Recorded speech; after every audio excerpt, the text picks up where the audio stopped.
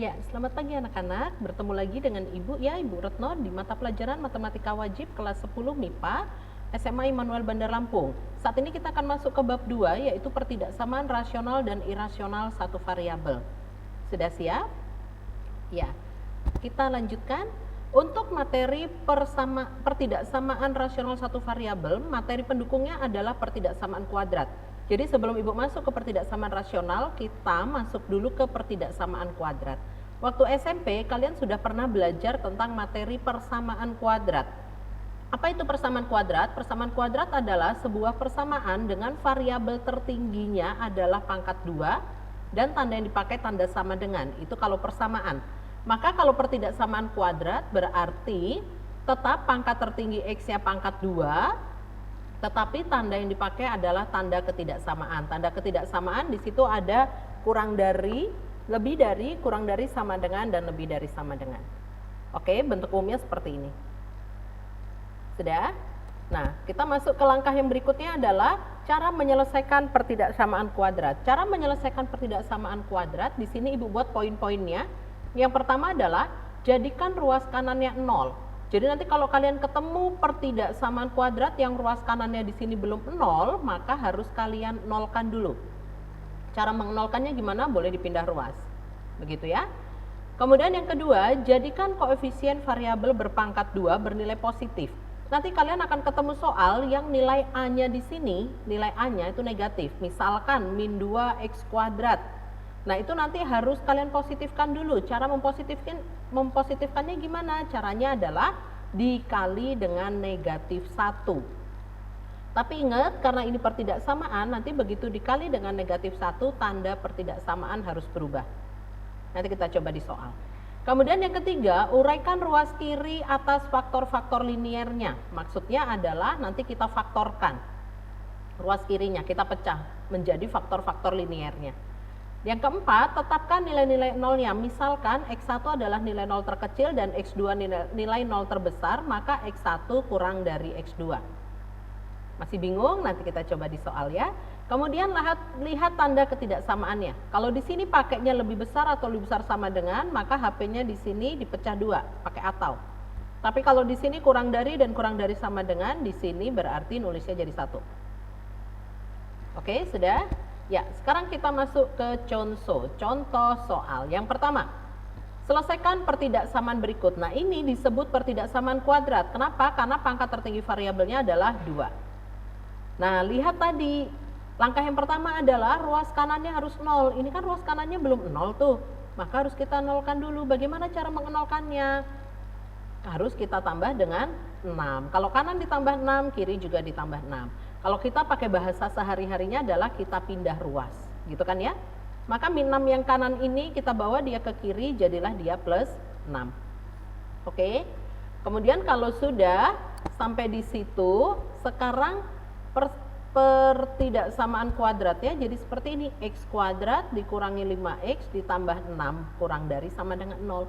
Sampai di sini difaktorkan. Kalian waktu SMP sudah pernah belajar pemfaktoran ya, Nak? Masih ingat kan ya? Ya, jadi di sini kita punya angka seperti ini. Bagaimana cara memfaktorkannya? Cara memfaktorkannya adalah kita harus mencari bilangan yang kalau ditambah hasilnya ini min 5 ya. Min 5, dan kalau dikali hasilnya adalah ini. Dikali ini. Ini kalau nggak ditulis berarti depannya ada angka 1. Hasilnya adalah 6 kali 1, yaitu 6. Caranya, carilah faktor dari 6. Faktor dari 6 berapa? Kalau 1 berarti 6. Kalau 2 berarti 3, gitu ya. Kalau dikali 6, kalau kita harus cari yang kalau dikali 6, kalau ditambah min 5. Berarti yang mana? Kalau kita ambil 1 dengan 6, oh dikali 6 betul nih, tapi ditambah min 5. Supaya ini ketemu min 5, berarti ke sini plus 1, ke sini min 6 ya. Nah, coba cek, kalau plus 1 Ibu kali dengan min 6, hasilnya berapa? Min 6. Oh, ternyata yang mau kita cari plus 6. Berarti sesuai nggak ini? Oh, tidak. Oke. Sekarang kita masuk ke langkah yang kedua. Supaya jadi min 5, berarti ini min 2, ini min 3. Betul? Nah, kalau Ibu kalikan, min 2 kali min 3 berapa? 6. Oke. Kalau Ibu tambah hasilnya min 5, kalau Ibu kali hasilnya 6. Berarti cocok ya? Ya, berarti ini yang kita pakai, min 2 dengan min 3. Maka kita tulis ke sini. X dikurangi 3 dikali dengan X kurang 2. Ini kan X kuadrat, jadi kalau dipecah ini X, ini X. Kurang dari sama dengan 0. Oke? Baru kita pecah lagi, X min 3 sama dengan 0, berarti X-nya sama dengan 3, kita pindah dia ke kanan. Yang ini X min 2 sama dengan 0, berarti X-nya sama dengan 2. Gitu ya. Kalau sudah, kita gambar di sini garis bilangannya. Angka yang lebih kecil yang mana? Yang 2 ya. Maka 2-nya itu kita gambar. Oke, di situ kita buatlah di sini yang angka 2-nya. Kita gambar garis bilangannya, kemudian kita buatlah di sini angka 2-nya, kita buatlah di sini angka 3-nya. Sudah? Kemudian kasih tiang. Maaf. Kasih tiang. Di sini pakai sama dengan, berarti ini dihitemin. Kalau sudah uji titik paling mudah itu uji titik 0 ya. Masukkan 0 ini ke persamaan yang kalian punya, pertidaksamaannya. Berarti 0 kuadrat dikurangi 5 dikali 0 ditambah 6. Berarti ini 0 dikurangi 0 ditambah 6. Berarti hasilnya 6 ya. Ternyata kalau kita masukin X-nya 0 hasilnya 6. Kalau ini garis bilangannya, ini 2, ini 3, 0 di mana? Di sebelah kiri sini ya nak. Di sinilah 0 kan? Ternyata kalau dimasukin 0 hasilnya 6 plus ya. Berarti di sini plus, sini min, sini plus. Pindah tiang kan pindah tanda. Nah yang diminta sama soal itu yang kurang dari 0. Kalau kurang dari 0 berarti kita pilih yang apa? Yang negatif. Berarti yang negatif yang mana? Yang tengah. Oke. Nah udah, berarti inilah HP-nya. Nah berarti cara nulis HP-nya gimana? Karena dia letaknya di tengah begini, tandanya kurang dari ya, berarti menulis HP-nya begini. HP-nya adalah X, di mana 2 kurang dari sama dengan X kurang dari sama dengan 3. Seperti itu. Bisa ya? Oke, kita lanjut. Sekarang kita masuk ke contoh yang berikutnya. Contoh yang berikutnya seperti ini nak. Di kiri pertidaksamaan, di kiri kuadrat, di kanannya juga kuadrat. Ingat, sebelah kanan kan tadi harus 0. Berarti kalau harus 0, semua yang ada di kanan harus kita pindah dulu ke sebelah kiri. Betul? Berarti 2x kuadratnya kita pindahkan dia ke kiri. Berarti ini ke kiri, ini juga ke kiri, ini juga ke kiri. Berarti ini jadi min 2x kuadrat, ini jadi plus 4x, ini jadi min 31. Kemudian bereskan, 3x kuadrat dikurang 2x kuadrat berarti x kuadrat. Min 8x ditambah 4x berarti min 4x kuadrat. 10 dikurangi 31 berarti min 21. Faktorkan juga sampai sini, cari tadi kalau ditambah hasilnya min 4. Oke, kemudian kalau dikali hasilnya min 21. Angkanya berapa? Faktornya 3 dengan 7 ya. Supaya ditambah ketemu min 4 berarti plus 3 dikurang 7. Masukkan ke sini. X min 7 kali X plus 3 lebih besar sama dengan 0. Berarti X min 7 berarti X-nya sama dengan 7. Yang X plus 3 sama dengan 0, X-nya sama dengan min 3. Kalau udah sama, gambar garis bilangannya, berarti ini min 3, ini berarti 7. Pakai tanda sama dengan, berarti ini diitemin, ini diitemin. Kasih tiangnya. Berarti 0 di mana nak? Tengah ya. 0 masukin ke sini. Nih. Ini diganti 0, 0, ini diganti 0, 0. Nah, berarti sisanya yang ini min 21. Berarti kalau dimasukin 0 hasilnya min. Pindah tiang plus, pindah tiang plus. Yang diminta sama soal yang lebih dari 0 berarti kita pilih yang plus. Yang plus berarti mana? Oh, ini ke kiri, ini ke kanan. Nah, jadi cara nulis HP-nya gimana? Oh, ternyata HP-nya dipecah karena daerahnya kiri dengan kanan, berarti daerah HP-nya pakai atau. Seperti ini. Oke, bisa? Ya. Sekarang ada yang namanya definite positif dan definite negatif. Apa itu? Kalau definite positif itu berarti A-nya lebih dari 0 tapi D-nya kurang dari 0.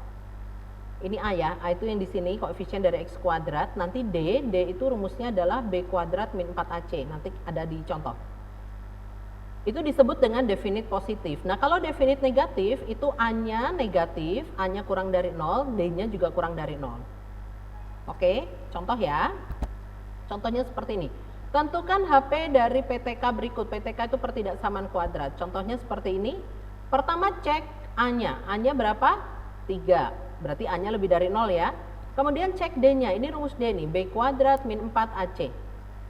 Dengan ABC, A itu adalah koefisien dari X kuadrat, kemudian B itu koefisien dari X, dan C itu konstantanya. Jadi ini A. Ini A, ini semua adalah B, dan ini adalah C. Ingat min plusnya ikut ya. Berarti B-nya min 2 nih. B-nya min 2 berarti min 2 kuadrat kurangi 4 kali A-nya 3, C-nya 1. Min 2 dikuadratin 4, 4 kurangi 12 hasilnya min 8, kurang dari 0. Berarti dia cek ke situ, berarti A-nya gimana?